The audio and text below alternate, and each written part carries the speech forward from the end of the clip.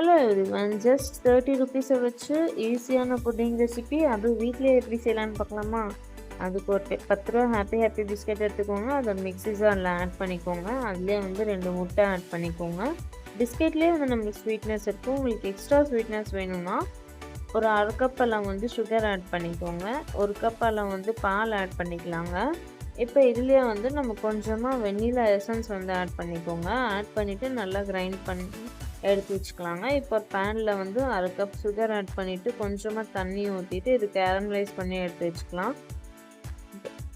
இப்போ கேரமலைஸ் ஆனதுக்கப்புறம் நம்ம ஒரு கண்ணாடி பவுலில் வந்து இது ஊற்றிக்கலாங்க. ஊற்றிட்டு இது கொஞ்சம் ஆறுனதுக்கப்புறம் நம்ம அரைச்சி வச்சுருந்ததை வந்து இதில் ஆட் பண்ணிவிட்டு ஆவியில் வந்து ஒரு 30 மினிட்ஸ் அளவு வந்து நம்ம வேக வச்சு எடுத்துக்கலாம்.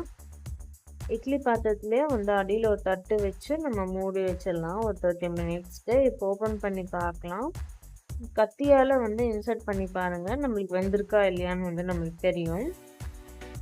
இப்போ ஃப்ரிட்ஜில் வந்து நம்ம ஒரு 1 ஹவருக்கு வந்து செட் பண்ணி அதுக்கப்புறம் எடுத்து சாப்பிட்டு பாருங்க. டேஸ்ட் வைஸ் ரொம்ப சூப்பராக இருக்கும்.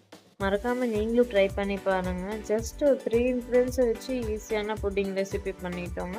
மறக்காமல் நீங்களும் இதை ட்ரை பண்ணி பார்த்துட்டு எப்படி இருக்குன்னு கமெண்ட் செக்ஷனில் கமெண்ட் பண்ணுங்கள். யாருக்கெல்லாம் ஹாப்பி பிஸ்கெட் பிடிக்குமோ அவங்க கமெண்ட்டில் ஹாய் சொல்லுங்கள். Bye friends.